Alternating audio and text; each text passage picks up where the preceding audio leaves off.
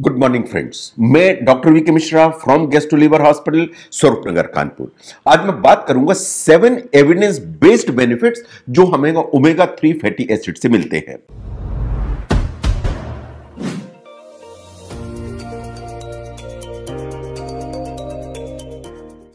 जो omega 3 fatty acids हैं, ये सबसे बड़ा प्रश्न आपके मन में आता है कि वास्तव में ये करते क्या हैं।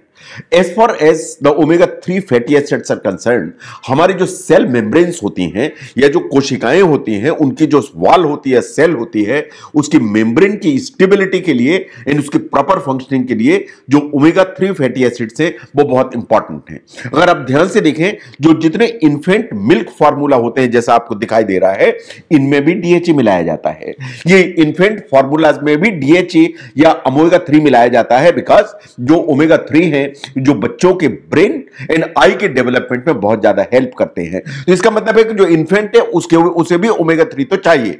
जो ह्यूमन ब्रेस्ट मिल्क है उसमें वास्तव में ओमेगा 3 होता है, तो इसलिए ओमेगा 3 तो हमको पैदा होते से ही इंपॉर्टेंट है और चाहिए। As far as adult males are concern, ये फर्टिलिटी के लिए इक्वली इंपॉर्टेंट है। As far as healthy sperm is concern, scientifically ऐसा माना जाता है कि हेल्दी स्पर्म के लिए आपको ओमेगा 3 चाहिए।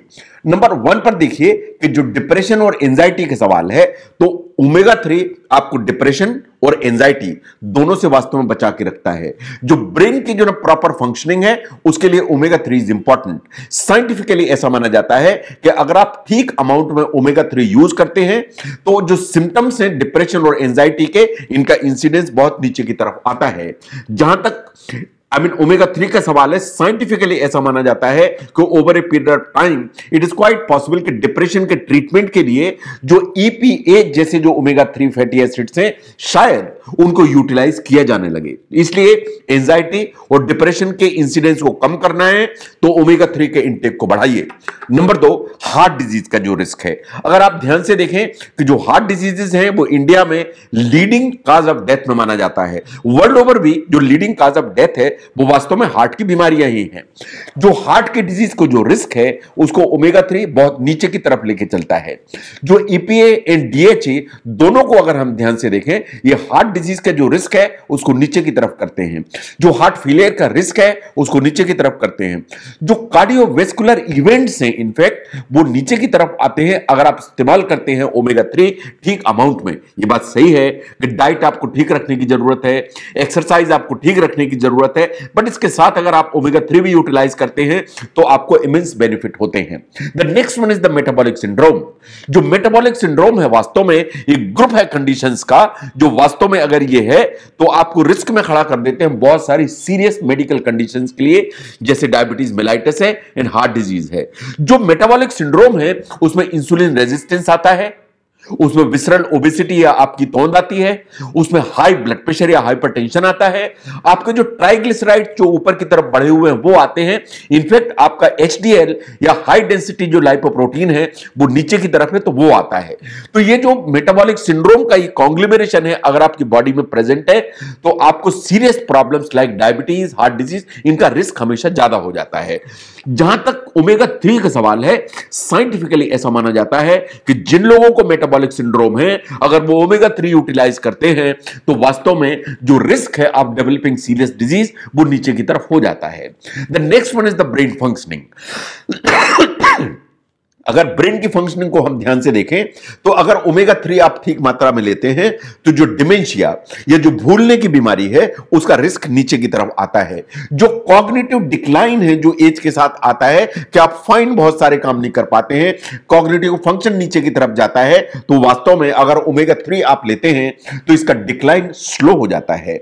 जो अल्जाइमर्स डिजीज है जो वास्तव में बढ़ती उम्र के साथ भूलने की बीमारी है, उसका जो इंसिडेंस है वो कम हो जाता है। इन वास्तव में उसको प्रिवेंट किया जा सकता है अगर आप ओमेगा 3 ठीक अमाउंट में लेते हैं तो अगर हम ध्यान से देखें तो जो ब्रेन की या हेल्दी ब्रेन की जो फंक्शनिंग है उसके लिए ओमेगा 3 इंपॉर्टेंट है। हायर जो अमाउंट्स हैं अगर आप यूज करते हैं तो वास्तव में जो ओल्ड एज है उसमें भी ब्रेन की एक्टिविटी को ठीक रखा जा सकता है। Now the next one is the inflammation. देखिए हमारी बॉडी में एक क्रॉनिक इन्फ्लेमेशन परसिस्ट करता है बिकॉज ऑफ मेनी रीजंस। जब भी ये इन्फ्लेमेशन होता है तो ये हमारे टिश्यूज को डैमेज करता है, स्वेलिंग करता है और टिश्यू को चूंकि डैमेज करता है तो बहुत सारी जो बीमारियां हैं उनको जनरेट करने की ताकत रखता है। आप ओमेगा 3 यूज करते हैं तो वास्तव में ये बहुत सारे एंजाइम्स को इनहिबिट करने की ताकत रखता है जो इन्फ्लेमेशन के चलते जो डैमेज है उसको प्रमोट करते हैं। तो ऐसा माना जाता है कि इन्फ्लेमेशन नीचे की तरफ आएगा तो बहुत सारी जो डिजीजेस हैं जो इन्फ्लेमेशन से लिंक्ड हैं उनका इंसिडेंस नीचे की तरफ आएगा। जैसे हाई ब्लड प्रेशर, उसका इंसिडेंस नीचे आएगा। हार्ट डिजीज, उसका इंसिडेंस नीचे की तरफ आएगा। कैंसर्स, उनका इंसिडेंस नीचे की तरफ आएगा। तो ओमेगा 3 आप इस्तेमाल करें तो इन्फ्लेमेशन नीचे आएगा। तो higher blood pressure, heart disease and cancer, इनका जो रिस्क है वो हमेशा नीचे की तरफ आएगा। Now look at the skin health. जो फोटोग्राफ है इसको आप ध्यान से देखिए। साइंटिफिकली ऐसा माना जाता है कि ओमेगा 3 बहुत इंपॉर्टेंट रोल प्ले करता है इन सेल मेम्ब्रेन स्टेबिलिटी। जो सेल हैं या कोशिकाएं हैं उनके जो मेम्ब्रेन है उनके हेल्थ को ऑप्टिमाइज रखने में ओमेगा 3 इज वेरी इंपॉर्टेंट। ये अगर ओमेगा 3 आप लेते हैं तो ये प्रमोट करता है कि आपकी स्किन सॉफ्ट रहे, यूथफुल रहे एंड यंग लुकिंग स्किन रहे। ये इसके लिए जो omega 3 they are very important. जहां तक ओमेगा 3 का सवाल है, ये गुड स्किन हेल्थ को प्रमोट करके चलता है। ये रिंकल्स को बचा के चलता है, जो आपके चेहरे पर फाइन लाइंस आती हैं उनको बचा के चलता है, जो आपका स्किन का पीएच है उसको बैलेंस करने की ताकत रखता है। एंड साइंटिफिकली ऐसा माना जाता है कि आपका जो कोलेजन है जो स्किन के नीचे होता है उसका जो लॉस है उसको नीचे की तरफ लेके चलता है तो आपकी स्किन बेहतर रहती है। Now look at the bones in the joints. अगर हम ओमेगा 3 को ध्यान से देखें तो साइंटिफिकली ऐसा माना गया कि अगर आप ओमेगा 3 लेते हैं तो आपकी जो ग्रिप की स्ट्रेंथ है वो ऊपर की तरफ रहती है। जो जॉइंट पेन का इंसिडेंस है बढ़ती उम्र के साथ वो नीचे की तरफ आता है। तो जो ओमेगा 3 है वास्तव में amount of calcium in the bones उसको भी एनहांस करके चलता है। तो उसके चलते आपकी बोन की स्ट्रेंथ बेटर होती है। जो ऑस्टियोपोरोसिस है उसका इंसिडेंस कम होता है। वास्तव में एल्डरली जो पॉपुलेशन है उसमें ओमेगा 3 का जो सप्लीमेंटेशन है वो बहुत सारी चीजों में आपको हेल्प करता है। चाहे वो जॉइंट पेन की हम बात करें, चाहे बोन स्ट्रेंथ की बात करें, चाहे हम ऑस्टियोपोरोसिस की बात करें। नाउ द इंपॉर्टेंस इज कि कहां से आपको ओमेगा 3 मिलेगा जो हमें बॉडी के लिए इतना इंपॉर्टेंट है, बिकॉज ये इसेंशियल फैटी एसिड कैटेगरी में आता है। जो सबसे गुड सोर्सेज हैं, अच्छे सोर्सेज हैं जहां से ओमेगा 3 मिलता है, number 1 is the fatty fish, the second one is the eggs, particularly the yolk. जो ग्रास फैट बीफ है उससे हमको ओमेगा 3 ठीक मात्रा में मिलता है। एंड बहुत सारे सीरियल्स, बेवरेजेस हैं, फूड मटेरियल्स हैं जो ओमेगा 3 से फोर्टिफाइड होते हैं या डीएच जिनमें ऑलरेडी मिलाया जाता है उनसे हमको मिलता है। Now, as far as the vegetarian diet is concerned, जितने भी nuts and seeds होते हैं जैसे फ्लैक्स सीड है, चिया सीड है, वॉलनट है, हेम्प सीड्स है, इन सब में हमको जो ओमेगा 3 है वो ठीक अमाउंट में मिलता है। जो फ्लैक्स सीड ऑयल है उससे हमको ठीक अमाउंट में मिलता है। एंड जितने भी लीफी ग्रेन्स है चाहे वो पालक हो, केल हो, इनसे हमको ओमेगा 3 ठीक मात्रा में मिलता है, पर्टिकुलरली ALA।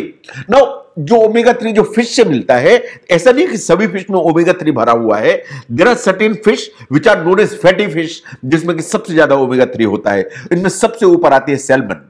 जो सैल्मन है इज द फ्रंट रनर जिसमें ओमेगा 3 सबसे ज्यादा होता है। इसके अलावा ट्यूना में ओमेगा 3 होता है, मैकरेल में होता है, लेक ट्राउट में होता है, हेरिंग में होता है। जो सार्डाइंस हैं एंड इंकोबीज है उसमें ओमेगा 3 काफी सिग्निफिकेंट अमाउंट में होता है जो हमारी हेल्थ के लिए इंपॉर्टेंट है।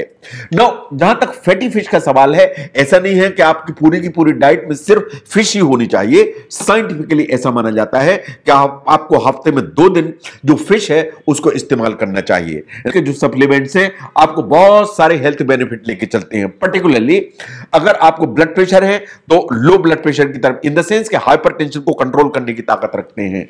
ये वास्तव में आपका जो HDL है या हाई डेंसिटी लाइपोप्रोटीन कोलेस्ट्रॉल है उसको ऊपर की तरफ लेके चलते हैं। जो हार्ट अटैक का रिस्क है या हार्ट डिजीज का रिस्क है उसको नीचे की तरफ करते हैं। ऐसे ही आपका जो स्ट्रेस का लेवल, हार्मोन का लेवल है दैट इज कॉर्टिसोल, उसको वास्तव में नीचे की तरफ करने की ताकत रखते हैं ओमेगा 3। तो जो ओमेगा 3 सप्लीमेंट्स हैं दे बिकम इंपॉर्टेंट। इसके अलावा जो ओमेगा 3 अगर आप यूज करते हैं तो जो मसल डेवलपमेंट उनमें हेल्प करते हैं, ज्वाइंट पेन एंड स्वेलिंग है उसका रिडक्शन में हेल्प करते हैं, आपकी जो मेंटल हेल्थ है या इंसिडेंस ऑफ डिप्रेशन है वो नीचे की तरफ ले जाते हैं। इन वास्तव में साइंटिफिकली ऐसा माना जाता है कि कुछ कैंसर से उनका इंसिडेंस भी नीचे की तरफ जाता है।